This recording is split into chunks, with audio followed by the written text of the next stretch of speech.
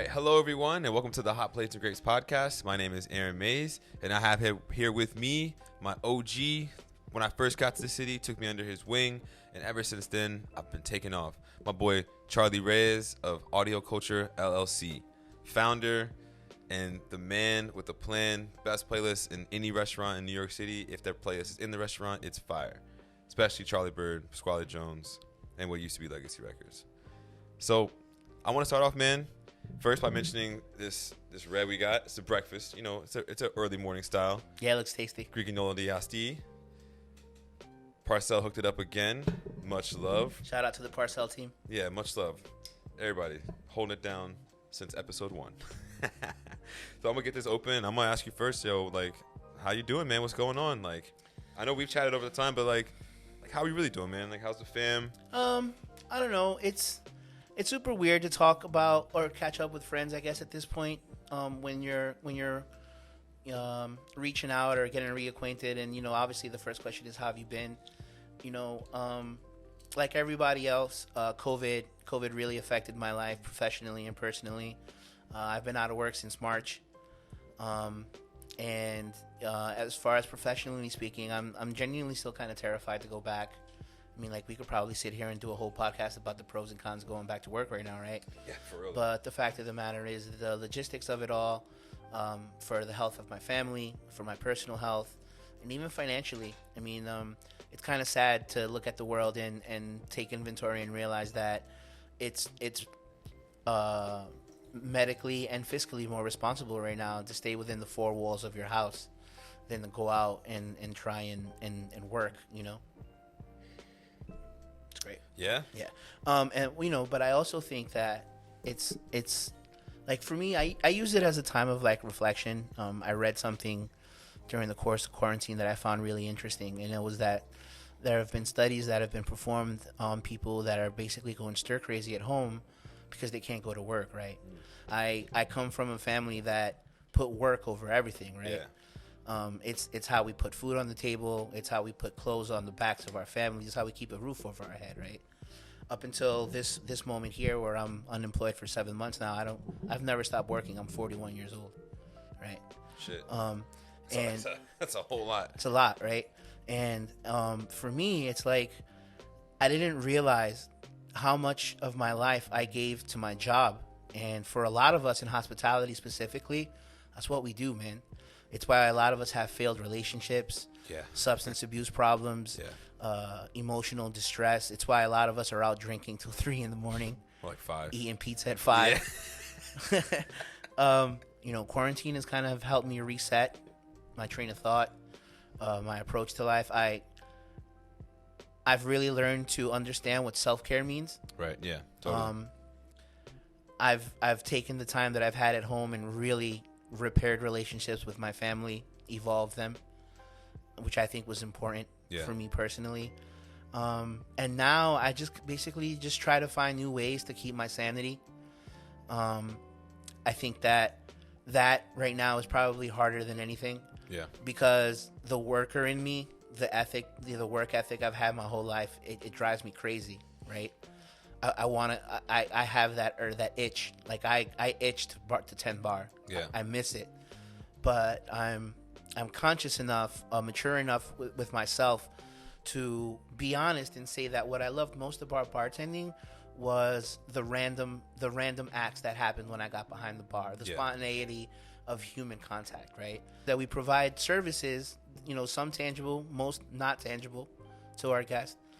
But it's that human interaction that really feeds what we do. And we can't have that. Like bartenders specifically, we can't have that right now because of the way indoor dining is rolling out. There's no bar seats.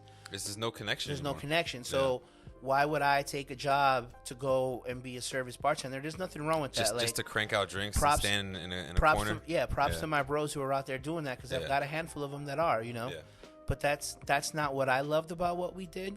And if it comes down to satisfaction for creativity and construction, I've got the ingredients at home. Like, I'll build me a proper Negroni. I'll build me a proper old fashioned. Yeah, like, I had to get down to that. I had to get my Antica. I had to get the works just to make myself a proper one. But I still kind of miss just the craftsmanship of that cocktail bar. Like going to a bar, let me get a Negroni, and just watching the finesse with the swizzle. I miss all of that, man.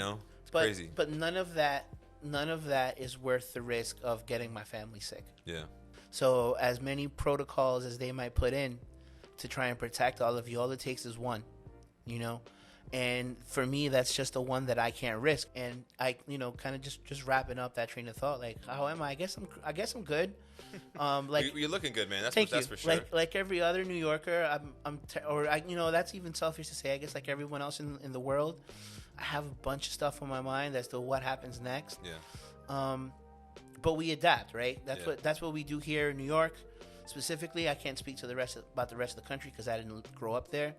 But here we thrive. We survive. We've been through crazy shit. Yeah. Even before anything happened here, like even before I existed here. Yeah, of course. There have been people here, thriving in the face of adversity and evolving and making New York and New Yorkers better. So, I'm concerned, but I'm healthy and I'm hopeful. I guess is probably the best way to answer it.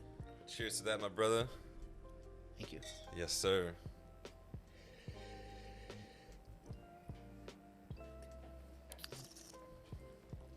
That's nice. That's good for the time? Yeah, that's nice. Yeah, my man Ben knew what he was talking about. When I was a kid, the first time I'd ever heard Francesco Rinaldi was the tomato sauces. That's why when I first saw the bottle, I was like, that looks slightly familiar, but I'm not going to make that connection in a wine shop. I don't even know, and if I'm not going to walk into a wine shop and mention that. Well, no, and if I'm completely off and they're not related or affiliated in any way, then apologies, but, I vividly remember being a kid, right, and the first time moms brought home, the Francesco Rinaldi jars of tomato sauce, yeah. I was like, yo, we came up. This is no more of that ragu shit. We got Francesco Rinaldi in this motherfucker. Yeah. I don't even know who that dude is, but he sounds important. Yeah, that sounds like a beast. Yo, he sounds like he knows what he's doing, right? Yeah, see, hey, we made it. We came up. Now we're drinking Francesco Rinaldi out of the glass. Little did we know, right? Yeah. On the come up. Yeah, so you mentioned your first job. You worked, mad early, but you weren't really hospitality to start. But your first hospitality job was at McDonald's, 17. You started in the back of house. Then you eventually worked up to more corporate establishments like Cheesecake Factory. You mentioned Dave & Buster's, which was your transition into the front of house. So you spent time in upstate New York and Rhode Island, and then you came back to the city and took on some powerhouses. One to establish really is Please Don't Tell, legendary speakeasy bar, to working at Charlie Bird with Robert Bohr and Chef Ryan Hardy, even Grant Reynolds, then Arbit Rosengrens that came through. Then you opened up Pasquale Jones, Legacy Records, and even Edith's Place, head bartender at both of those establishments. And then for your work with your music playlist, you've been interviewed numerous times, all over different podcasts, and even been featured in GQ, Masters and Dynamic, The Observer, Bento Box, and even the Wall Street Journal. What the fuck, man? And the most unknown accolade that you have, you're a level 2 sommelier. Yeah. So you got all this, you pretty much have this whole, you've done pretty much everything in the industry. You probably were a polisher at one point too. And so you being born and raised in Harlem on 123rd in Lexington, how did you get to hospitality? Were your parents involved in hospitality at all? What influence did you ever want to be in hospitality to begin with? Talk to me about that. Well, I think the first answer that is most relevant to this question is I had no desire or intention to be in hospitality. To be completely honest, it's something that I fell into because at the time that I started doing it, I needed a job, right?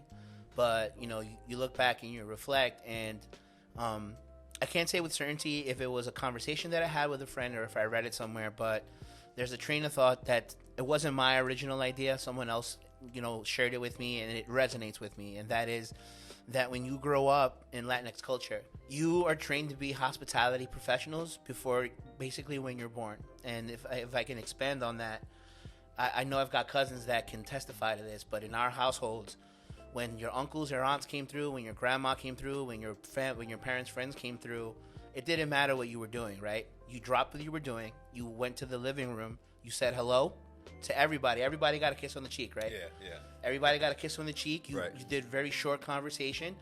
And then your job was to offer a drink, a glass of water. If the hors d'oeuvres, if it was a party, the hors d'oeuvres were running out. You were handing out hors d'oeuvres. You were picking up jackets if it was the winter, running them to the bedroom. This is all facts. Man, this is on coat check. This is all facts. Vamos aquí. And let me tell you, man, if it was in my house, I was working full time. Yeah. I might as well have been in that tip pool. Yeah. You know? Yeah. So, Mom, where's my cash? She's yo, like, Mom, nah. where's my tip out? Yeah. You know, I just pulled 10 hours. Yeah. I didn't even get a lunch break, you know? So, you know, I was taught to take care of people from jump. Yeah. Right? It's the way that I was raised in my house. I had a very, very unique experience in school when I was a kid. I went from the best to the worst and back to the best, and I graduated high school when I was 16, right? Damn. And because it happened so overnight for me, I didn't have a chance to react or respond as to what career path my life was going to take, right? So my mother, being the proactive totalitarian that she is, applied to colleges for me. And she got me into a program, the only one that would take me because I had applied so late in the year, into a state school upstate New York, right? Into computer information systems. And obviously there's nothing wrong with being a computer programmer. Those dudes rule the world, right? Literally. But it's not for me. Like, while I might have the mental capacity to do it, I didn't see myself being chained to a computer 10 to 12 hours a day, like we've spoken about. Like, I need social interaction. Yeah. You know? Right. So I failed out. I failed out my first semester, which didn't go well with the family. And instead of coming home and facing the music, I thought that I'd be proud and powerful. And I was like, I'm just going to stay up here and work and let you guys figure it out, right? Yeah. So I try to, like, get this job, and I try to get a job in some, you know, in a town in upstate New York called Morrisville. I went to SUNY Morrisville for a year. Okay. And the only job I could get was at a McDonald's. You know, I was barely 17, almost 18. Yeah. Couldn't get a job nowhere. And they hired me, and, you know, it was an experience. Like, it's not hard to learn the mechanics. It's super hard to deal with the people. Yeah. I got let go really early. I hated my job, and it didn't take my friends much to convince me to do things that would get me fired. Like, I got fired for stealing a case of quarter pounders from McDonald's. I mean, I kind of probably. I was feeding That's a way to go out. I was feeding me and my roommates, you know. So you know, taken from the rich and given to the poor, right? Yeah, yeah. But then, because of my experience at McDonald's, I got a job as like a short order cook, more as a dishwasher, in like the town diner, and that was my first experience really working in the kitchen, and I liked it. I enjoyed it. Right, it was fun. I hung out with the guys, made some food. Yeah, didn't seem like anything crazy. So when I eventually came home and I had to face the music, you know, my parents weren't really about putting me into anything. Like, their resolution was, you know, you fucked up, you figure it out. My response was, I moved. I left New York again. I left New York City again. This time I went to Rhode Island, which is where I had family. And at the time, my stepfather was working out there. This was in the late 90s, early 2000. The real estate bubble was just starting to bubble up. Yes. So while I'm trying to figure out what to do with my life, my dad took me up there with him, right? And I started to work with him. And my stepdad was, I don't really use the word step. My father was my father, you know, and that's not discrediting my father, but they both had very important roles in my life, right? So my father, Wilson, I'll never forget this. One day he took me, we went to work, right? And we were working on a house that at that point we had ripped the roof off. So it was just open air, right? Yeah. So it's open air in New England in late November. And I'm 17 years old. And I'm standing on the third floor with no roof over my head, pulling nails out of the frame of the house. You know, that was my work. That's what I was doing for work at 17. And I'm bright as fuck. I just don't know what to do with my life, right? Yeah. And my dad comes up with tears in his eyes, and he takes the hammer out of my hand, and he says, go home, like to my aunt's house. And I asked him what I did wrong. I thought that I had done something wrong, like work ethic, right? And all he said was like, I don't do this so that you do this. You know, it's that father mentality. You know, you're gonna put yourself through everything so your kids don't have to, right? Yeah. My aunt Rosa, who still lives in Florida, on my aunt on my mother's side, we were living in her house. And Providence, Rhode Island, is the home for Johnson & Wales University. Yeah. You know, and Johnson & Wales was a trade university. specializing in food and service management, culinary skills. That was on the come up because at that time it was the advent of the Food Network. Emeril Lagasse was everywhere, just like bam. You know what I mean? It was like a T-shirt. Yeah. You know. So overnight, people like Emeril gave a new shine, a new luster to what people were doing in hospitality. All of a sudden, it wasn't an afterthought or a joke of a job to be a chef or even a line cook. There was an allure, there was a popularity, there was a certain notoriety, a coolness to it, right? And that shit attracted me because New York kids, Harlem kids, we're all about that shine. I went to my aunt. My aunt helped me set up a open school visit. She helped me set my transcripts. I took the test. They took me. I filed for financial aid on my own. Took out my own loans. They took me, right? And that's how I started in school. And to kind of pay my way through, those little like experience jobs at the diner and McDonald's started getting me in the kitchens in Providence. And that's how I got into it. It became something that I started to do because I thought it was cool, and I kind of fell in love with it in the process. My career took a really crazy turn because I went into hospitality thinking I was going to be a chef. Yeah. And now I'm a bartender, and I have my own music business, you know. When did you know that you were solidified in the industry? When did you feel like, what was the moment that you were like, we depend on Charlie? Like, Charlie's the guy. When he clocks in, it's different. Like, what was that turning point for your career when you knew you made it? The thing about this industry is that when you get to a manager level, you have to manage, you know, personalities, egos, how you're going to motivate your staff. There are a lot of people that will tell you that they have a personal experience where a leader of theirs or a manager of theirs told them, hey, A, B, and C, and, you know, this is why you're important. I think that a lot of that shit is corporately structured. In my experience, a lot of people will tell you how great you are and then cut you loose at the drop of a dime, right? And that had to happen to me a lot. Yeah. You know, I have, growing up the way that I did, one of the things that I was taught was loyalty, right? I understand it to a fault. I've been on a lot of sinking ships, personal relationships and professional relationships, right? The first half of my career, mostly when I was in Rhode Island, I got taken advantage of. Yeah. There are a lot of people who took advantage. Like, I wasn't naive. Well, you know what? I've always considered myself to be genuinely street smart, but learning how to deal with people in the business world when you don't have that type of experience behind you is not easy. You know, my parents didn't deal with it. I didn't really have any experience, and I definitely got taken advantage of. Was I a model employee? Absolutely not. You know, like I did dumb shit. I was young, you know, but at the same time, I don't think it warranted for some of the treatment that I got either, especially when I was in Rhode Island. But all those experiences, man, they made me not want to be here and doing what we do, right? It honestly, and when I first came to New York, I went into restaurants out of necessity because it's all I knew, right?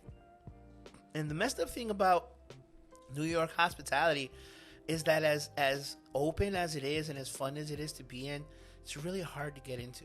No, for sure. Yeah, man. I'm not sure. I had to fight to be a server. I'm not sure what the parameters are now, but in 2012, when I was trying to get a job, any place of reputation had this asterisk in their application process. Do you have 2 to 3 years of New York City dining experience? No, that's still a thing. Well, I want to reflect back now because I've worked in New York almost 9 years, and if you're humbly, if you're asking me if I've dealt with asshole people in my life before, then you don't need to live in New York or work in New York to experience that, right? Yeah. There are people that are idolized in this city by hospitality professionals. Danny Meyer is one of them, right? For better or worse. And one of his train of thoughts is that the most effective hospitality professionals are 51 percenters, right? And what that train of thought of his means or breaks down to is that, you know, fundamentally anyone can be trained to take an order with a pen and a pad or, you know, become knowledgeable about food or wine or, you know, what things pair or, you know what I mean? Anybody with simple math skills or organizational skills really can control a floor, right? it's about how much of yourself you put into what you do that separates the true pros from people that are, waiting tables until they figure something else out. Yeah. Right. And you can't teach that. So how do you quantify those 2 to 3 years of New York experience, right? And it was an obstacle that, bro, I work hard. I'm hungry, and I might not know a lot of things, but I know that I'm intelligent, and you can teach me, right? Yeah. So teach me, and give me a chance to show you that I can do this, and I'll do this, right? Yeah. My first job here, I got a job through a really good friend at the time at a space called Seasonal, right? It was an Austrian tasting space that was operating in the theater district on 58th between 7th and 8th, right? Yeah. So basically right across from Trump Tower. Straight 100% theater district crowd, right? Yeah, I flipped that building off a couple times. And I had this moment in my life. It's like a TV movie moment where, I had gotten tickets for a Quali show, live band in Brooklyn. Was it at Broward Park by chance? It was at the Green Space. Okay. That's a big vibe for me. Yeah. Talib with a live band, that's important to me. It's important. That's important. That'd be important to me today. That's important to America. And I made these plans. I bought the tickets. I asked my manager, "Sure, Charlie, no problem. You got the night off." The week of the concert comes up, right? And the concert is a Wednesday. I'll never forget this. I had originally had the day off, and then I was supposed to work. I think that Thursday for sure. And then at this point, I was struggling because they had put me on call 2 shifts a week, right? And they hadn't, and I couldn't. They wouldn't allow me to get a full-time job anywhere else. Wouldn't allow you to. No, they were like, "Well, we need you. If we need you on a whim for a shift, we can't have you say no." The day before the show, I get a call from my manager, and she basically insists that I have to work. And when I asked why, she didn't even sugarcoat it. The only other person who could have worked that night was a dining room manager who was already working 6 nights a week, right? So they've put it on me. So, dude, again, I'm feeling loyal. I'm feeling like I got to prove myself. I go to work, give up my tickets, go to work, do the shift. At the end of the night that night, I'm going to leave, right? And I say, the manager on the floor, her name is Celia. And I say, "Hey, Celia, I'll see you tomorrow or Friday, whatever day it was that I was supposed to work." And she's like, "Actually, Charlie," she's like, "Wolfgang told me to tell you that you're actually all set for the week." I said, "Excuse me? I'm supposed to work." Again, I was 1 or 2 shifts again that week. And her response was, "Well, Wolfgang feels like Dragan might be better suited to take care of those nights, so we're going to let him work, and, you can just come back next week." I went home crying that night, dude, because I didn't know what to do. Yeah. To the point where I called my family, and I said, "Mom, I can't do this. I know I made promises. I know that I'm supposed to be, think more level-headed and not be as reactionary as I've been traditionally in my life. But get on the train, trying to figure out what to do in my life. We go underground. We come back up. Now we'll come back up. When we come back up, we're in the Bronx. And I'm near my house. My phone goes off, and there's 2 alerts. There's an email and there's a text, right? I can't make these moments up in my life that pivot me sometimes. Yeah. The text message is from my manager. "Hey, Charlie, sorry to bother. We spoke to Dragan, and he actually can't work this weekend. We actually need you to work your shifts," right? And the email is from a lady named Shinsung, who was the opening general manager of a new restaurant in the West Village called Charlie Bird. And she had responded to my resume that I had sent in through Craigslist. Craigslist, bro, is how I ended up at Charlie Bird. I mean, people got a legacy through Craigslist. It's a list, bro. It's a thing. It's a vibe. It's a thing, yeah. And she was interested in knowing if I could come in for an interview much sooner than later because the training was starting the following week. She wanted to see me the next day, right? So I get home, and my mom is notorious for sage-like advice at the weirdest times. And I explained to her everything I just explained to you. And I say, "What do I do?" And she says, "If you go to work tomorrow, are you going to come home and still be miserable?" I said, "Yeah, I hate it there." Yeah. She's like, "I know that I told you that you need to wait, but if you're really not happy, we're your family, we'll figure it out. Go to the interview, and hopefully you get the job, and maybe you'll go 1 week without a check, or 2, but you'll be happier." Yeah. Charlie Bird and my experience there is what really made me finally love and appreciate what we do, for multiple reasons. On top of the fact that it was the first space that really proactively taught its employees, but encouraged them to take steps further and learn more. But it was also another space where a fellow minority and a woman gave me an opportunity no one else would, and I ran with it.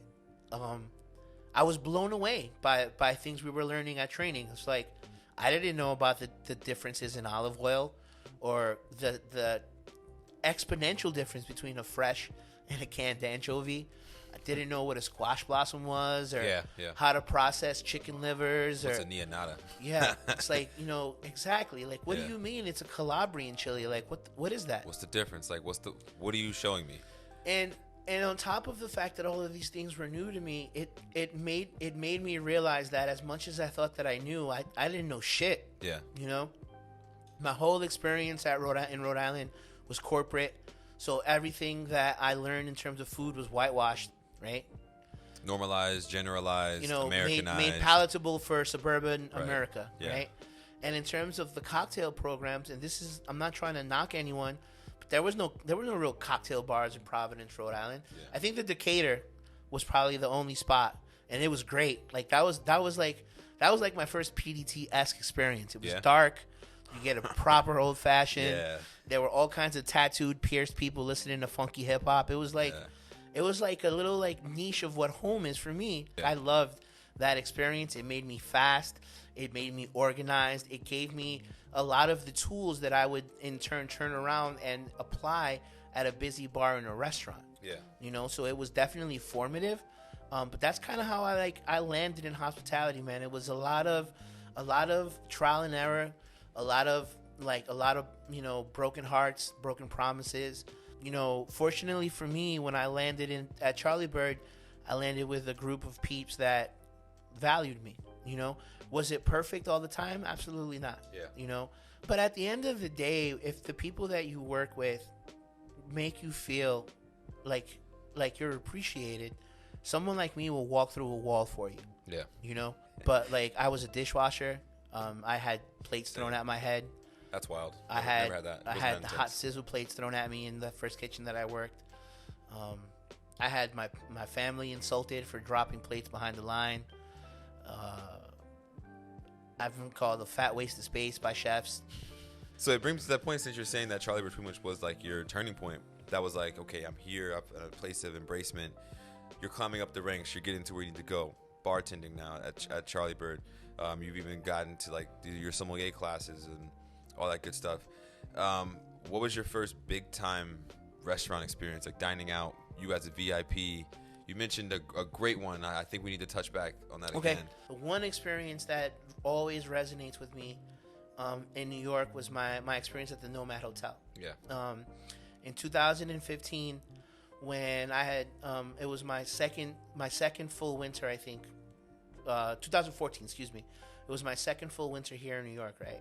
And I was a year into working at Charlie Bird, and one of the things that I was trying to do at the time to make things better was to kind of go out with my family and show them the New York dining experience that I was starting to, not only be a part of because I was selling it, but I also appreciated it. I understood the nuance of what it took to build those type of experiences. And I wanted them to see that, because coming from where I'm from, I know with 1,000% certainty, if I don't take my mom to the Nomad, she's not going. No one's going to take her. Right. It's not what we do in our culture. Yeah.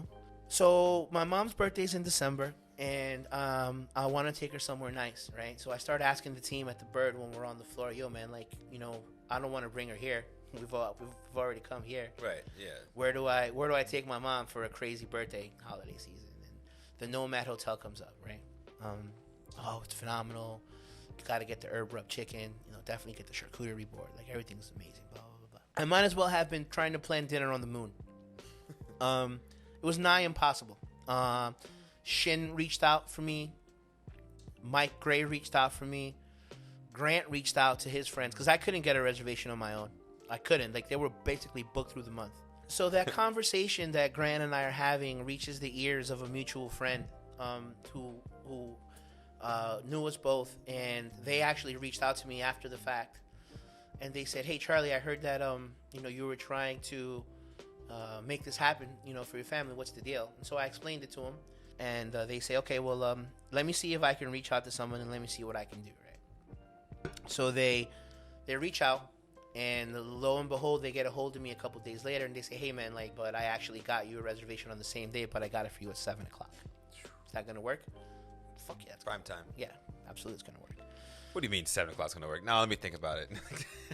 Nah, totally works. Yo, no worries, absolutely. Thank you so much. I appreciate it. You didn't have to do that. Oh, Charlie, don't worry about it. Downplaying the favor, right? No, not a big deal. So you do your research, and the Nomad can get pricey. There's nothing wrong with that. Yeah, it is what it is. You're paying for the experience, right? So I had guesstimated and saved that if I wanted to all out ball, order in top bottles and crazy stuff after the fact, I was gonna have to save at least $1,000 to be able to pay the bill and tip appropriately. Right. And I did that. I had a chunk of money put aside during the holiday season specifically for this meal, right? The night of the dinner comes and they're dressed to the nines. They might as well have been in Sunday church clothes. It's crazy, right? Yeah. Nice dress. And my mom is super happy, We had never done anything like that as a family. Go out somewhere nice, the three of us. And so we get to the front. "Hey, my name's Charlie. Oh, Mr. Reyes. Yes, your 7 o'clock reservation. Just give us a moment. We actually have a captain's table that we've put aside for you, right in the middle of the dining room by the fireplace. We picked that table for you. We hope it's great." Yeah. I thought you were gonna put me in the kitchen. Yeah. You know what I mean? Yeah. Fuck, man. That's great. Yeah, absolutely, bro. We get to the table. The sommelier comes over and they bring over one of these exclusive bottles, and he say to me, "This is on behalf of of us here at the Nomad.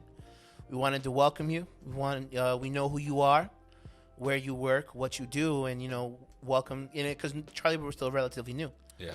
They say, "Welcome. If there's anything we can do, blah blah blah blah." Bro, my mom was blown the fuck away. Right? Who are these people? How do they know you? What have you done to them? Yeah. Are you selling drugs? Yeah. Are you doing that again? Yeah. Because we talked about that. That's why you came home. Yeah. So that you didn't do that. Yeah. Right? Phenomenal meal. By the end of the first course, my mom and my sister are smacked because they don't drink, right?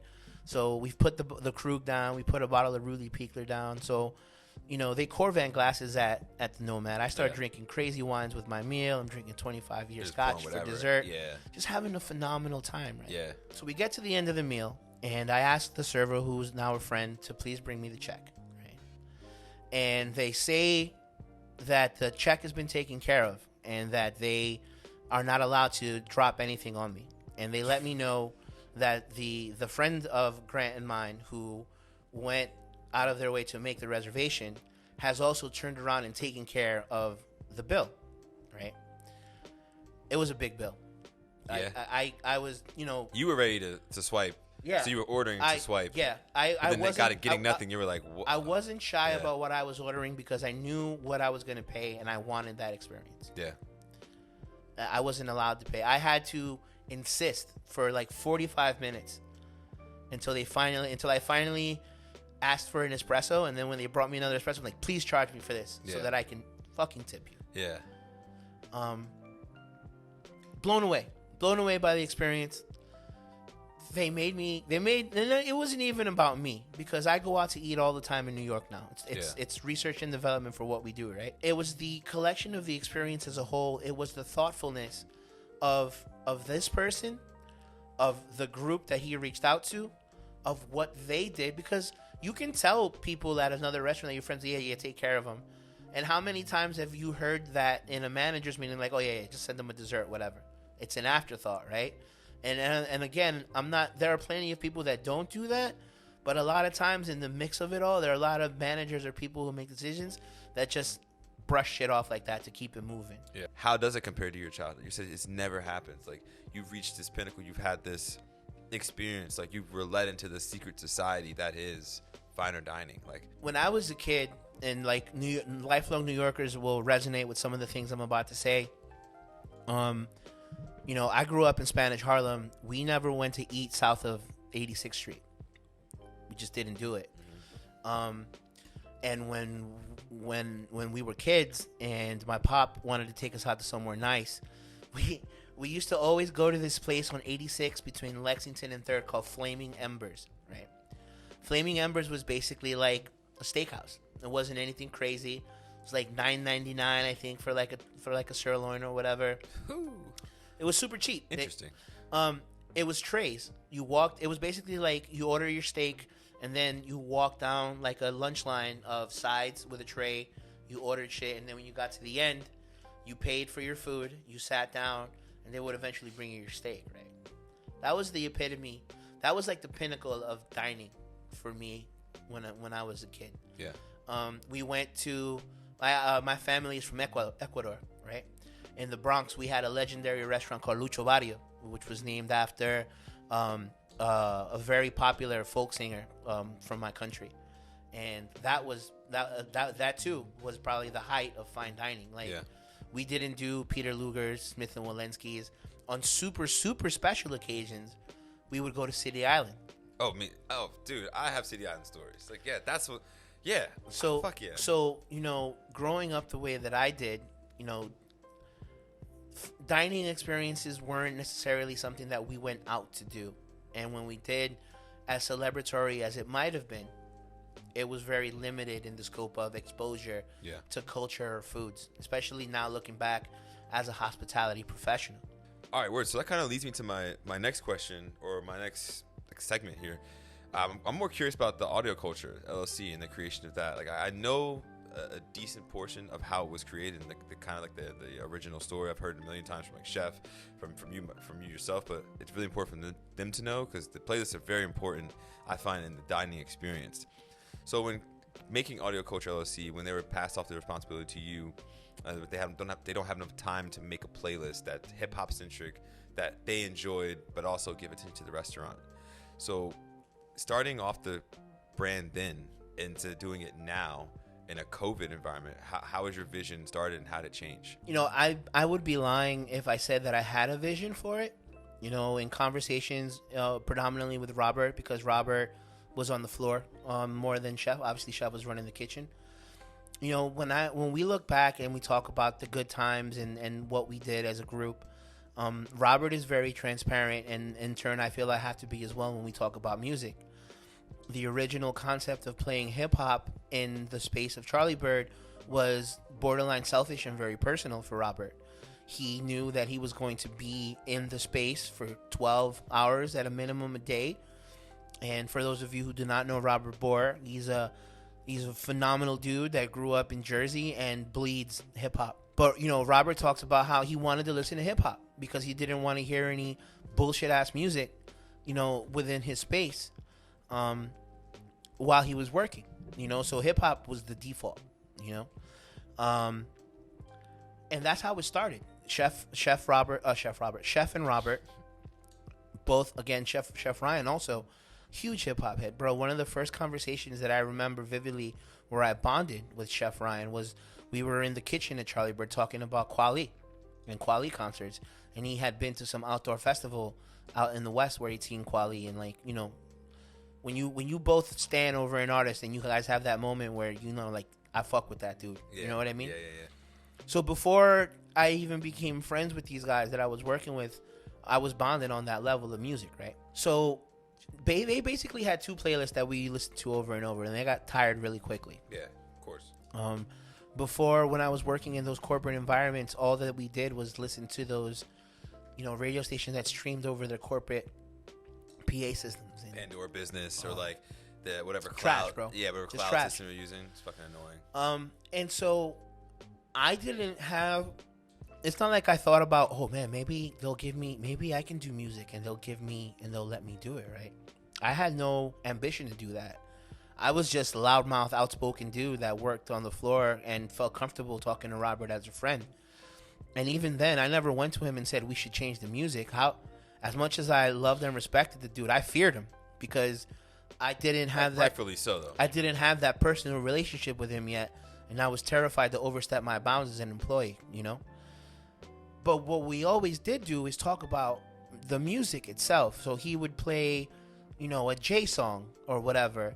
And if I wasn't talking to him, I would always catch him listening to me talking to somebody else about that song, the sample, first time I heard that sample, what the B-side was on the single when it came out. Yeah. Where I was the first time I bought that album, how I thought the remix that featured this artist but wasn't around anywhere was better, nerding out on music. And it was Robert, actually, who came to me one day, and he said, Charlie, he says, listen, he's like, I'm kind of getting tired of the music. I know that you guys are too. I don't have the time to put music together, you know, on a list. He's like, we basically have these two that we play all the time. And then other than that, we were doing like radio stations, but you can't rely on a radio station, right? No. So he says, why don't you go home? He's like, do you have an iPad? I was like, I have an iTouch. You know. He says, go home, use your iTouch. He's like, do you have a bunch of music you can put in? I'm like, hell yeah, I've been collecting music my whole life. Put a bunch of music on it, bring it in. If it works, we'll play your music, and then we'll figure it out in the long run. And that was how audio culture started. It was Robert realizing that he didn't have the time to give the attention to that detail of his space that he wanted to matter, because it was them that wanted music to matter. I just love that it did. It wasn't my vision, it was theirs, right? And that was the beginning of it. It bubbled. One of the best things about my relationship professionally between audio culture and Delicious is that they loved that my ambition, but they also had patience to let me work through it. And what I mean by that is we were doing something that wasn't really done before. We didn't invent the wheel, but we put a really nice spinner on it. That motherfucker sitting on dubs. We weren't the first space to play music loudly. We definitely weren't the first space to play hip hop loudly, right? Especially within the confines of New York City. But were we the first space that was carrying Zolto glasses, selling Grand Cru Burgundy with Aesop soap in the bathroom, dry aged steak and homemade pastas in the kitchen, and you know, all of these crazy details that you would only find in the really nice restaurants. Yeah. We were doing all that, and then we were playing hip hop really loudly, right? Yeah. And that was their thing, and they were smart enough to see that I loved hip hop, and they gave me the patience to figure out how to play it. We learned a lot of lessons the hard way along the way, from the difference between a track that was never digitally redone so that it's a lot clearer on a streaming app. Right. It wasn't converted into the hi-fi. Right. It wasn't really mastered. It still sounded very monotone. Sound, right. Yeah. So that was definitely like a technical lesson that we learned. As a business owner, I learned very quickly that people try to take advantage of you when you put out a service that is 100% intellectual property. I was very fortunate that my first experience as a business owner was with Robert, Ryan, and Grant, because they were always honest and open enough with everyone who asked who was in charge of the music. You know, the Wall Street Journal happened because the buzz about Charlie Bird as a space in New York City was great food, great wine, great service. Their music is out of this world. I've never heard a company put music on the front stage like that. And we did. We played it really loud. When we realized that we wanted to play it loud, yeah, Chef and Robert went back and repurposed the space to make it soundproof. Wow. You know, that wasn't something that they originally did when the Bird opened, but it's something that they adapted and did, right? The more we realized how we wanted to play music, they started bringing in sound technicians. Like, they're paying people to figure out the acoustics of the space so that we get maximum volume without knocking down all of our Zaltos. Everything about us building Charlie Bird and Delicious was very parallel to how I built audio culture, because they were the blueprint for me. Wow. And they also, and kind of going back to that experience of being so disheartened by our industry until I got there, those were lessons that I actually kept with me as I started to represent myself within our industry in New York. So, one of the best things that I learned is that there are people out there that will help you if you're smart enough or willing to let people help you. But at the same time, you have to be so guarded. Yeah. I've had meetings with hotel groups, restaurant groups, Zoom conferences, email chains, where all they really want to do is kind of pick my brain and figure out a way to exploit my approach to it without paying me for it. And especially here in New York, a lot of owners pride themselves on paying top dollar for the best details that are going to get them noticed by restaurateurs and foodies and influencers alike, right? So people go that extra mile for the Joe Malone candle in the bathroom, for the Aesop soap, The Margaret Braun. yeah, for the Margaret Braun plates, Yeah. for Zaltos. We Right. were also one of the first groups in the city, if not the first group outside of all those spaces himself, that were using Zaltos for everything. If you want music to be that relevant to your dining experience, you have to pay for it. And when you decide that you want music to be a part of your diner's experience, and you think that all the work that you have to put into it is to find a radio station on Spotify or Tidal or Pandora or whatever, pick it because of its genre, and then hit shuffle, you haven't done your due diligence. Yeah. And to me, if you're smart enough to get to the point where you're making those decisions, you need it. We've come to a point in time where people like me or groups that want to feature music the way Delicious does, there has to be more thought and more consideration into how you're evolving that music program. Yeah. I mean, because it's worth a lot. There's a good value to it, for sure. So I guess that's like something you probably didn't take into account. It's probably something that like you pretty much probably underestimated coming with that, because you have this group that's valuing you and giving you the monetary like compensation that you deserve. Then you go into these other people who are recognizing you, and you feel like, okay, I'm getting recognition, notoriety. There should be more of this, less of this. But yet you're getting a lot of this, not a lot of that. Mm-hmm. So that sounds like, to me, that sounds like getting kind of ugly. It's like everybody's just trying to like use and abuse so they can just make money. I'm not a DJ. I don't own a turntable, but I understand what it is to put music together like a DJ. So the hardest obstacle for me has always been it's like, how do you try and explain to someone who's never cooked a day in their life how to make a dish? It's like your friend AJ said, you can teach them, you can show them, you can put it on paper. Yeah. But if their heart isn't in it, if they can't draw from life experience to understand what to do next when you're trying to figure out that equation, it's not going to necessarily resonate, Yeah. And that is something that's super hard for me even to this day, to have meetings with companies, because, bro, the proof is in the pudding. Nowadays, humbly, I try not to sound like a dick, but if someone asks me about my approach to music, and it's someone that it seems like they're approaching me for business, I politely refer them to my Linktree page. Because like you said, at this point, there's plenty of published content out there where I talk about my train of thought, right? So I try and shield all of my deepest thoughts, like these, where I'm talking about why I approach music the way that I do. Yeah. Because there are people in the world that when they hear that, they'll try and come up with their own formula, right? Yeah. So I try and avoid those situations. And then I think what is most important to talk about in terms of how I've adapted with my company and the work that I do is in my recognition into my responsibility in the representation of Black culture, right? And, it's an elephant. It was an elephant in the room for me for a long time because I'm not Black, right? And to what point can you celebrate a culture before you're classified as appropriating it because you don't necessarily live that experience, right? Right.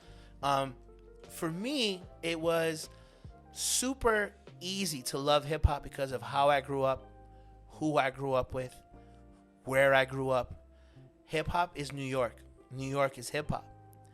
It's not hard to fall in love with it and to let it resonate as a part of your life when you grow up here. Right?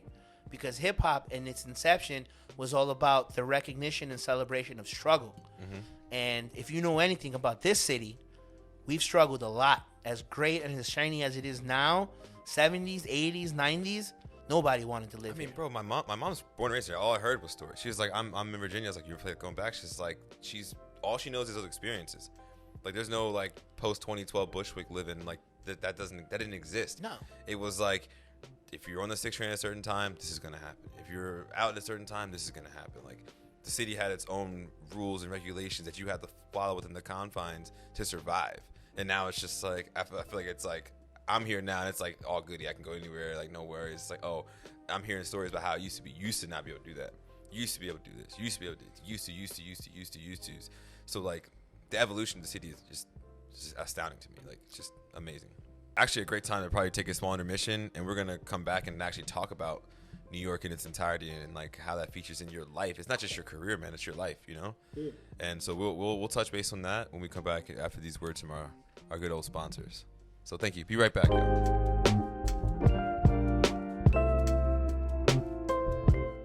The wine enjoyed on this episode was provided by Parcel Wine Shop, a curated wine shop and online retailer with nationwide shipping, curated by a team of New York's finest sommeliers, located at 511 West 38th Street in Hudson Yards, New York City. Subscribe to Parcel's Wine Drop, a new delivery service featuring 3 hand-selected bottles for $95 per month.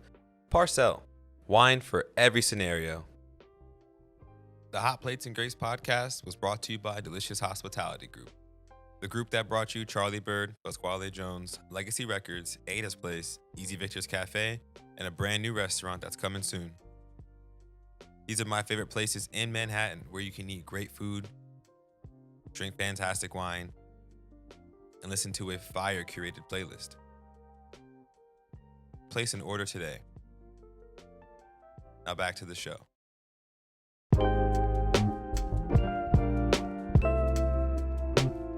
All right, and welcome back to the Hot Plates and Grace podcast. I'm Aaron Mays. I have my OG, Charlie Reyes of Audio Culture LLC.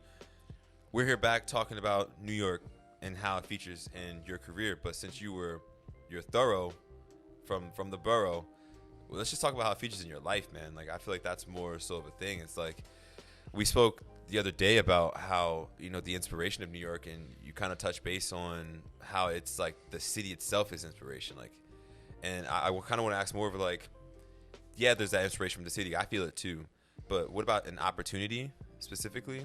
And like anything like artworks or any projects throughout the city's entirety of your life being here that's influenced and kept you here as opposed to relocating and changing your life anywhere else?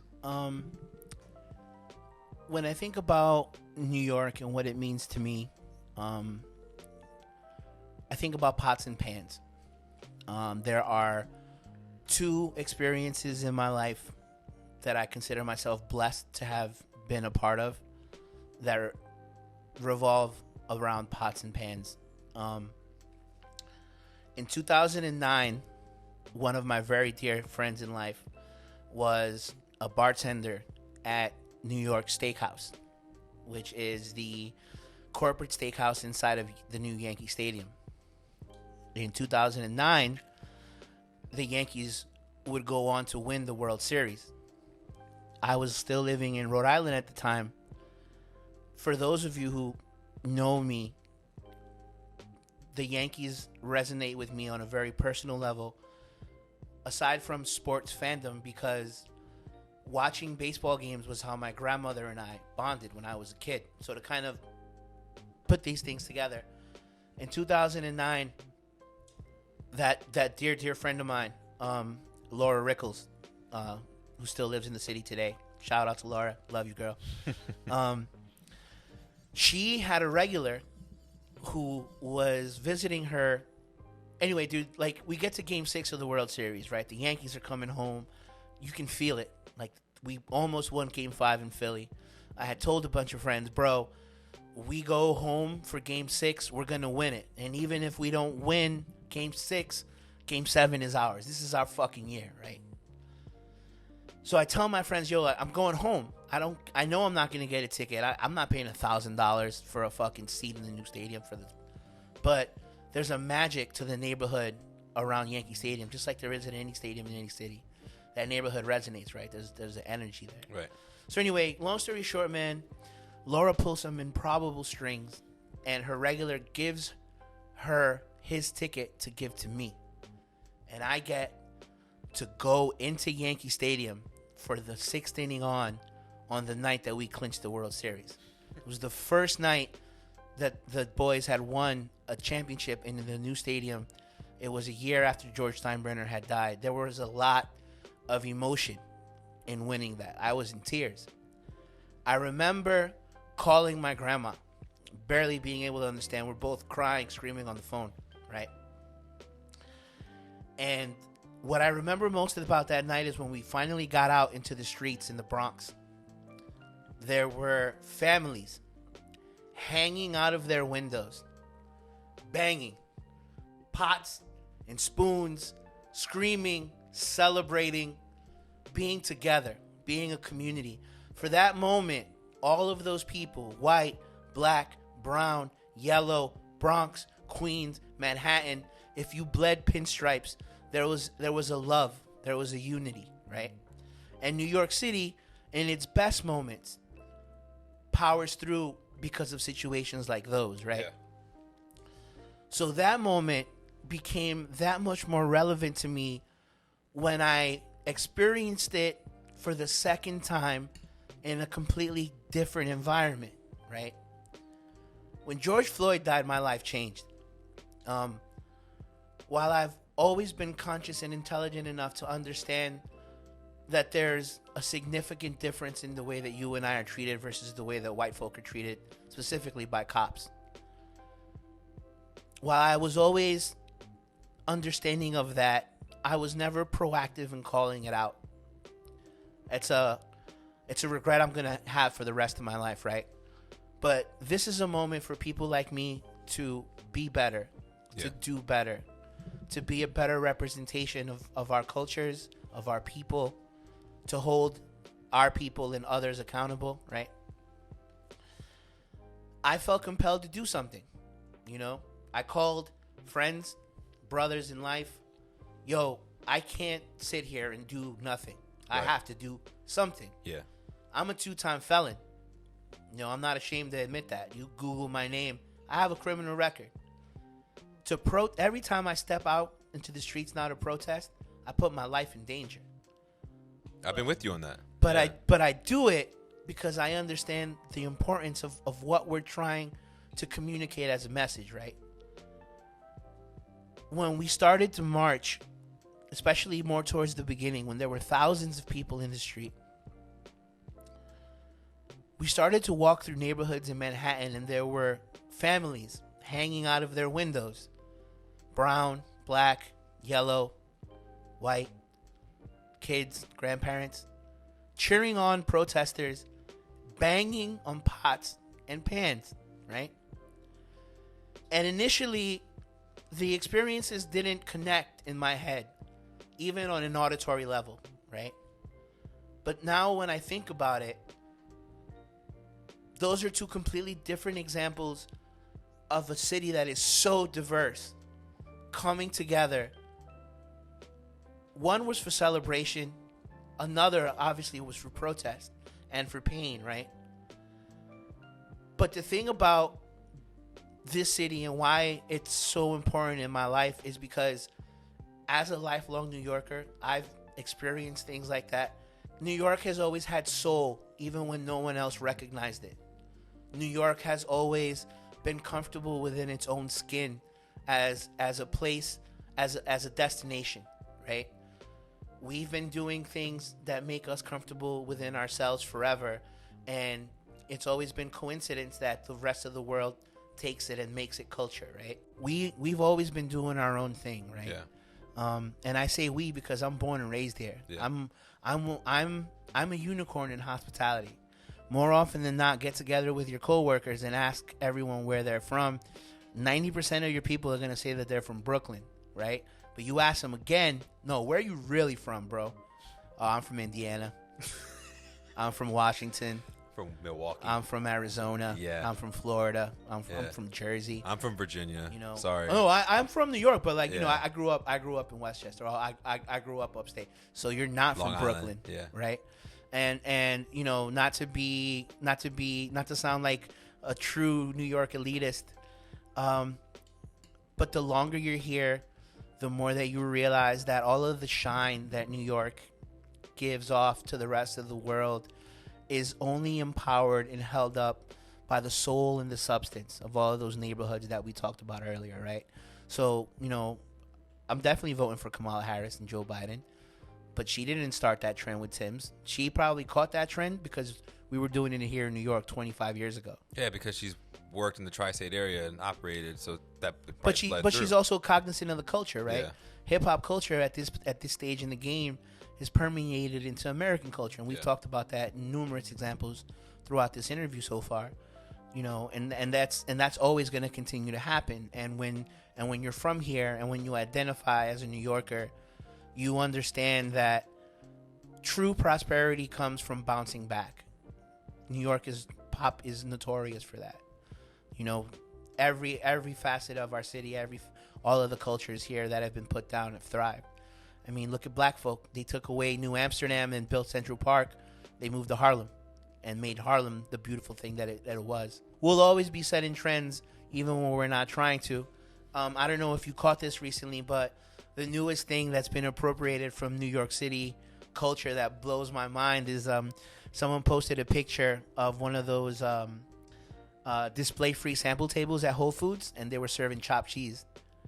That's not an exaggeration. That's not a lie.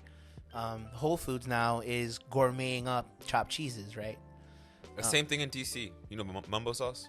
No, I don't. But that's my point. Is like. But the high-end restaurants are making mumbo sauce to be served on fine dining plates. When it originated in Chinese takeout spots. Well, that's the beauty of it, though, and that kind of goes back to what I was saying, kind of rounding out this response is like, you know, one of my heroes in hospitality is David Chang. You know, son of immigrant parents, never really comfortable in either society. You know, when you're first generation American, you're too American for your family that's still part of that culture, and you're not American enough for Americans. So it's kind of how I feel being not as dark. I'm black, but I'm not black enough. The thing about New York is, and you know, talking about David Chang, is his philosophy of ugly delicious, right? His TV show talks about it. In his autobiography, he's talking about it. 9 times out of 10, for something to be passable in or accepted by American society, it's got to be whitewashed, right? It's got to, and it's got to be repackaged and presented in a way that's shiny. And unfortunately, 9 times out of 10, it has to go through that process to be recognized. And one of the things I love about this city is that it's even when it's been a platform for those things to take place, the soul of the city is always in those neighborhoods that we talked about. Right. You know? 100%. So you touched on a bit of hospitality. Does the New York hospitality scene have more of a drawing factor compared to other cities? You have experience upstate. You have experience in Rhode Island. Not so much the rest of the world. But do you still think that the expertise, the diversity of cuisines, and the style of service sets it aside from everywhere else in the world? In terms of the experience you can get, I'm going to 100% say no. And I'm going to say that on the strength of what I said to you earlier. I wholeheartedly believe that, you know, it's a roll of the dice, obviously, when you sit at a table. You never know who's going to serve you. But I don't think that people who are built like me, that put all of themselves into their jobs, are exclusively living in New York. There are definitely people around the entire world that put as much, if not more, into serving those tables, regardless of who's sitting at them, right? It's a great take, yeah. So it's not about the city that we live in. It's more of about who we are as a person. Do I think that New York, as an environment, allows us to grow organically within our profession? Absolutely. I absolutely do. But, you know, to kind of build off of that, and obviously not to take anything away from my city because this is my home, a lot of major cities with urban centers, because of the probability of all of those cultures intermingling, there's more of an opportunity to grow, right? Yeah. So so it becomes a matter of how much, in terms of my personal experience, I know that the day is going to come that I'm going to travel somewhere indistinct.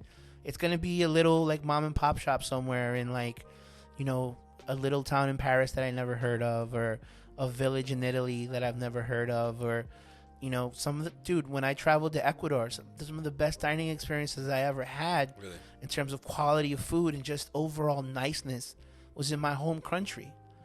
Because people there are not full of themselves. And, it's a pro and a con, because when you live in an experience, and when you live and experience a city like New York, right, you're always gonna, you can always have a great experience, but you can always also be robbed of an experience, because if you get someone who's taking care of you that is too full of themselves, that thinks that they're better than you because they know something about the menu that you don't, that shit's transparent, As a New Yorker, I confidently say that we have a bullshit meter that's really hard to overcome. And then, I play into the stereotypes that people perceive of me when I sit down. At 40 years old, I choose to dress this way and act this way because it's a trigger. People classify me without knowing me. They have no idea when they see my Air Force Ones and my tattoos that I am a level 2 Som, right? Yeah. I love to displace that. But why need to look like a level 2 Som to be a level 2 Som? Well, that's my point. Exactly. Yeah. Yeah. So kind of rounding out your question, I don't think it's the city that makes the experience the most memorable. I think the environment will definitely influence the opportunity to make it more memorable, but ultimately it comes down to the space that you're in, the people that are serving you, and how much they care about your experience. And you can't quantify those things specifically on where you are in the world. That's about who you are. Yeah. I've had friends who've taken the time to teach me that confidence is exponentially more accepted when it comes from a place of humility. Yeah. And as oxymoron of a statement as that can be, it's 100% true. You can know yourself without telling me everything about yourself. I say that. I say that to sum up the fact that depending on what we're talking about, in terms of the relevance of New York City as a space, my opinion will change, right? But when we're talking about hospitality experiences and sitting down at a table and being like, wow, right? It's not about New York exclusively. The probability is there, statistically, if you come here to visit and to eat and you're from a small town like in the Midwest, the opportunity to have grand meals or crazy experiences, to drink something you've never drank or to taste something you've never eaten, the probability is there. But if the waiter or the bartender or the space that you go to is complete shit, none of those things are going to matter, right? You could be sitting at the Last Supper table with God, but if that waiter... Jesus himself. But if that waiter is shit, does it matter? Who was the waiter on the Last Supper? I want to know what he did after that. Hopefully it wasn't... He's like, yo, mom, Jesus came in, like 12 of his homies do. Like, didn't even tip. Yeah. We gave him water and he kept turning it into wine. He gave me 2 loaves of bread and a fish, and I was like, what the fuck am I supposed to do with this? I got bills to pay, Jesus. Speaking of experience, like I gotta hear the story. You already gave me a good dining experience. I gotta hear like in the city, best experience. You and the homies out there cutting it up. If you got one for me, scroll to the bank, man. There've been a lot, man. I mean, honestly, dude, to be completely honest, I've lived a very blessed life in a very short time that I've been a New York hospitality professional. Being with the people that I've been in the spaces that I've been, I've considered myself super, super lucky. And, I think back and of all of the great meals, dining room experiences that I've had, great cocktails, great nights out with my friends, with family, with dates, with girls, whatever. Honestly, dude, what I miss the most and what still resonates in my head is my time at Sonny's. For those folks who are listening and not familiar, There is a bar here in New York City called Good Night Sonny's. And it kind of opened around the same time that Charlie Bird did, 2013, 2014, somewhere in that window. The lovely lady who I was dating at the time, that was her regular bar. And when we started dating, she took me there. And I became fast friends with the head bartender and with one of the owners. And I spent a lot of nights there since in the last 7 years. The last time that I was there obviously was before quarantine, and all those nights, man, just hanging with my friends, in an honest, safe space where I was able to be myself. Obviously my experience was a little bit more subjective because I rarely have to wait for a drink or a seat. I get full autonomy on the music. Like, who can walk into a bar in New York City and take over the playlist? Not a single person.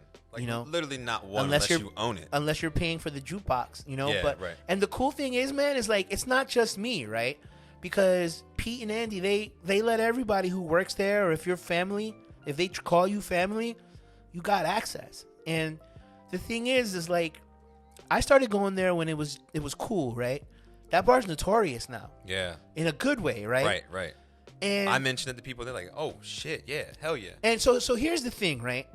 On top of the fact that they showed me love and treat me like family when they didn't have to, they turned around and they did that with everybody that has ever mentioned my name there, right? For as popular as they are, for as powerful as they are in this industry as a group, yeah, they're not full of themselves. Pete is one of the most humble, down-to-earth people I've ever met. He's not pretentious. Loves to have a good time. Bro, I've seen him work his own bar, right? And when people ask him, who are you? He's like, I'm just a bartender here. Yeah. You know what I'm saying? It's that humility, that openness that they share there with everyone. Like, bro, I've had family members, I've had cousins take my aunts there. And the second that they find out that that's family, that's New York for me. Yeah. That's the most New York thing for me. That's the New York experience that always resonates for me. New Yorkers, as standoffish and as aggressive as we come off, we're actually a very open and giving community. And the more that you expose yourself to that community and give to it, it gives back. Yeah. It gives back, man. Yeah. You know? That was my ethos when I first moved here. I was like, I'm going to show love to the streets first. And then I may get what I want. Like, if I don't show love and, like, show appreciation for the city that I'm in, if I come here like, oh, I'm complaining about this, that, and the other, I didn't make this. I'm not from here. If I'm here, if I'm choosing to move into your culture and your society, I got to adapt. Show love to the streets. Show love. See people in the neighborhood talk to me, I talk to them back. Random person pulls me aside in Crown Heights, I just talk to them. Because that's I'm living with them, technically. They don't live with me. I live with them. Because like anything else in the world, if you give too much attention to the surface of it, if you treat it like a plant and you only water the leaves and you forget about the root, the plant's going to die. And you can't ever forget that. Because that shit is parallel for like a lot of things that have to do with everyone's life, personally and professionally. Speaking of that, like we've touched a lot on like who you are as a person, your ethos, your mindset, your approach.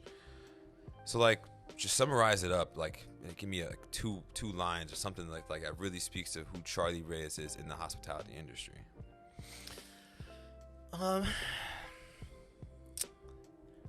Honestly, man, I'm just a guy that got lucky. And before I completely retire, I'm trying to give someone an opportunity that makes them feel the same way. Because, you know, I don't have to go, you know, we've talked a lot about it extensively, all of the opportunities that I got. And I had a lot more than those, but I fucked up a lot of them because I was young, impetuous, reckless, stubborn, hard-headed, whatever, you know. But now, trying to be as perceptive as I can be when I look at myself and in my life, I think about, like I said earlier, I've had the best opportunities I was ever given were given to me by women or by minorities in this industry. Same. Aside from Robert, Ryan, and Grant, those were the only three white guys that I can remember initially that never tried to screw me over. And I'm not trying to sit here and, paint a picture of being the victim of racism. Like, we all go through it, right? But that's what always resonates with me. I got super lucky. My own people gave me a chance when no one else would. And the only thing I would build up off that is if I'm ever in a position where I can give someone an opportunity that they deserve, even if they don't have the qualifications for it, I'm going to give it to them. Right. You hire the character rather than the experience. Yeah. That's a mindset most successful restaurants should operate off of. I know for a fact when I got brought on, Peter Ander asked me why restaurants. He saw I was in ICE. He saw I obviously wanted to be a culinary dude, but like on paper, it didn't show that I wanted to be because my experience didn't show stuff. So he asked me why. And I told him, I was like, man, I just really enjoy it. It's like I step in and I know for a fact I can be effective. I know for a fact I'm bringing a certain energy to the table. I know I can learn. I know I can do this, that, and the other. And I got lucky. And next thing you know, here we are. Boom. Without that interview, without Peter Ander asking me why hospitality, why restaurants, he literally explained to me, it's like, this is a failing industry. Like, this isn't really profitable. Why? Like, that question right there, as easy and as simple as it was, the way you answer that tells him a lot about where your head is at and what you really want. Yeah. And you've given him all that without you realizing how much he's really dug into your train of thought. The thing is, like, I responded so fast. I wasn't just like, and that's how he knew. Well, I was just like, I fucking love this shit, man. Like, I can tell you the day I fell in love with it. I can tell you the day it happened. I can literally explain all these moments. It went down to that. When I got hired for Charlie Bird, man, I still laugh to this day because when I talked to Shin about it, Shin tells me that she hired me 10 minutes into our interview in her head, right? Bro, but here's the thing, right? Like, I was so used to not getting an opportunity from anyone that in my own head, I was defeated. Yeah. I defeated myself. Yeah. I told myself walking into that interview, I'm not getting the job. Look at this place. It's so pretty. It's in a nice neighborhood. I've never seen glasses like that before. They're not going to hire me. And the interview wraps up, and like we were talking for like an hour, dude. I had a first job interview. And she drives the conversation to a point where she's like, all right, Charlie, she's like, do you have any other questions? And I said, yeah, I'm just curious. Like, I know you're going through the interview process. When will I know if I got hired? She's like, oh my God, I'm so sorry. In my head, I hired you an hour ago. She's like, we're going to have you start next week. She's like, oh, I'm sorry, my bad. You've already been hired. Whoops. Sorry, I didn't tell you that. That's who I want to be. Right. I want to be someone that creates, if I don't create a niche for what I do in terms of music, I want to put myself in a position where I can open doors up for other people. Right. I got you. So where do you see your career going from here? With the revitalization of the music program through Charlie Bird and Pasquale, what's next? Honestly, man, I have to be one of those people that is going to sit and wait to see how the world settles. Like we talked before, my personal preference to bartend is the social interaction. It's what I enjoy most. Bartenders at this moment are not allowed to do that in the city. We're basically going in to be a service bartender, and that just doesn't speak to me.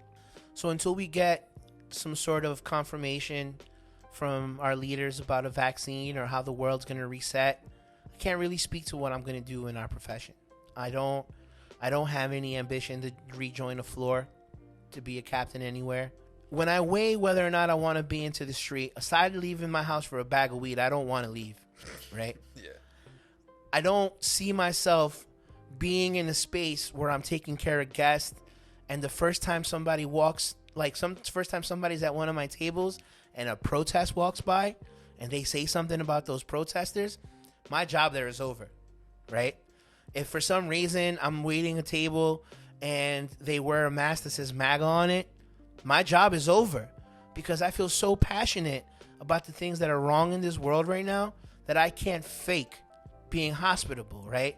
When we clock in as hospitality professionals, if our dog died that day, we have to check that shit at the door. That's the sign of a hospitality professional. The world is burning down around you, but it's your job to paint butterflies if that's what you're supposed to do. Yeah. I can't do that right now. Right. So as far as me working in our industry, I can't see myself doing it. My hope is that, there are businesses that are reopening that see the importance of music, especially now in a space where, it's amplified because there are less people with voices drowning it out. And at the same time, I hope that they can figure out that these are services that need to get paid for. Conversely, I'm making it a mission to call out companies that are appropriating hip hop culture and not paying it forward. One of the things that makes me most comfortable about working with Delicious Hospitality again, at this point in my life and at this point in the world climate, is their genuine efforts to sympathize and support their BIPOC employees. Mm-hmm.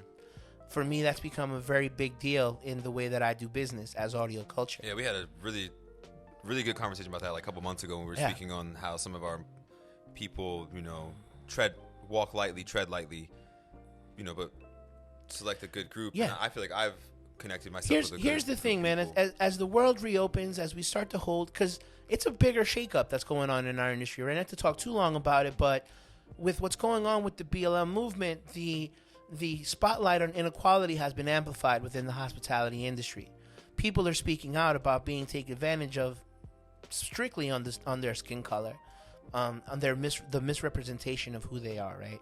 Here in New York City, for better or worse, Delicious Hospitality, when I was a part of it, and now I'm working with them as Audio Culture, we put out a culture in our dining room that is very pro-black because we celebrate hip-hop culture, right?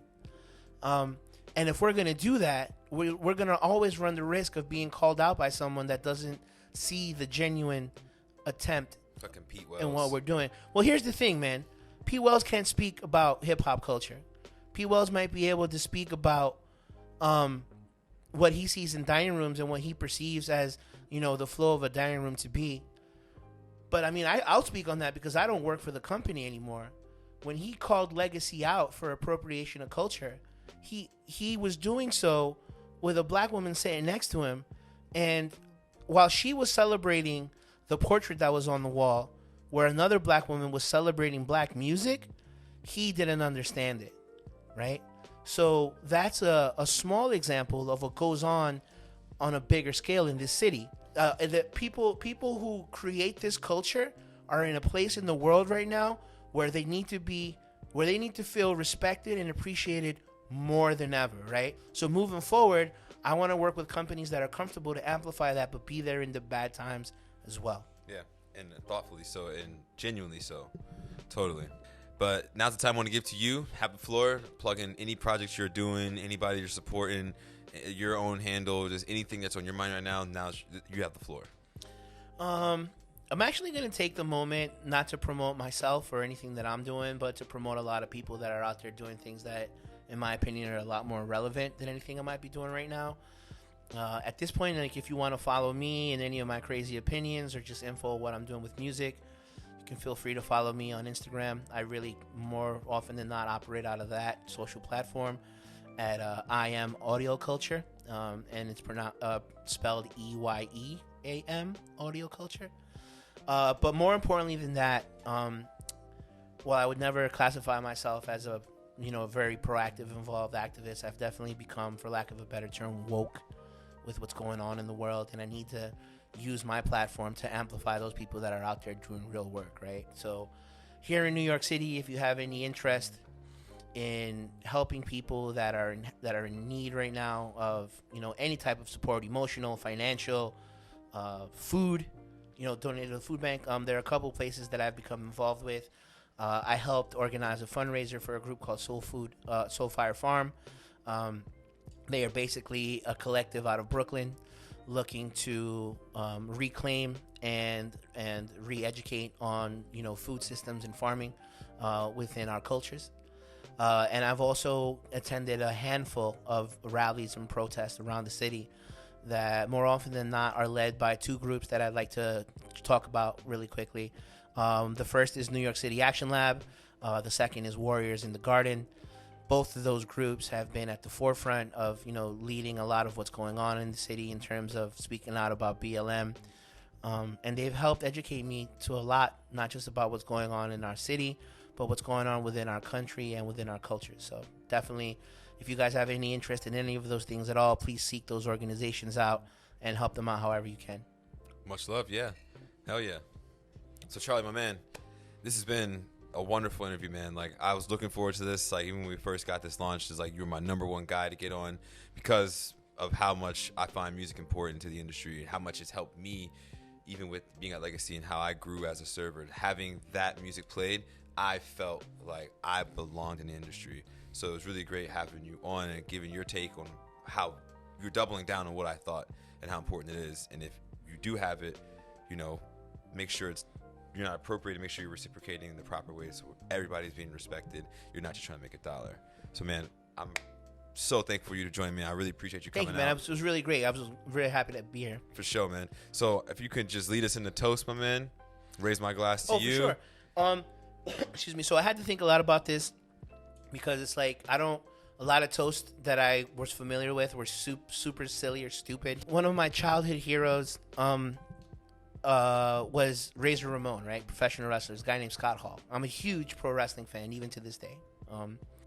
And when he was inducted into the WWE Hall of Fame a couple years ago, he did a whole speech on his life and reflected on it. Phenomenal athlete, had like whatever. So here's my thing, right? Here's his toast. He ended his. I used to explain. Let me top off the glasses. Oh, excuse me. He ended his speech by saying the following, and it really resonates with who I perceive myself to be, but also with who I want to be, right, for the rest of my life. And the toast goes like this. He says, hard work pays off, dreams come true. Bad times don't last, but bad guys do. Oh, yeah. Lit. Cheers, man.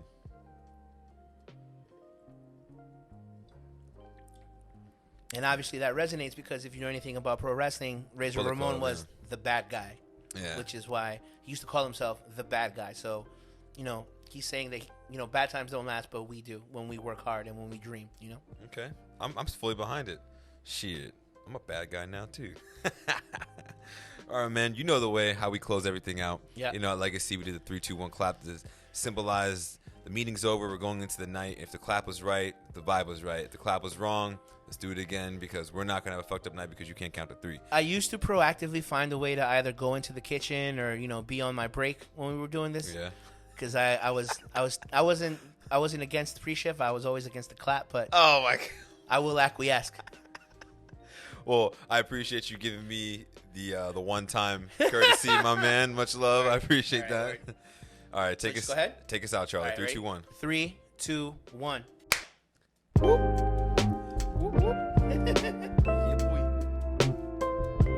Thank you for listening to the Hot Plates and Grapes podcast, the podcast made for those on the grind in the hospitality industry. Be sure to follow us on Instagram for more content, subscribe to our YouTube channel, and if you're on the go, you can find us on platforms such as Apple Podcasts, Spotify Podcasts, and Anchor FM. Stay tuned for new episodes every other Tuesday at 7 p.m.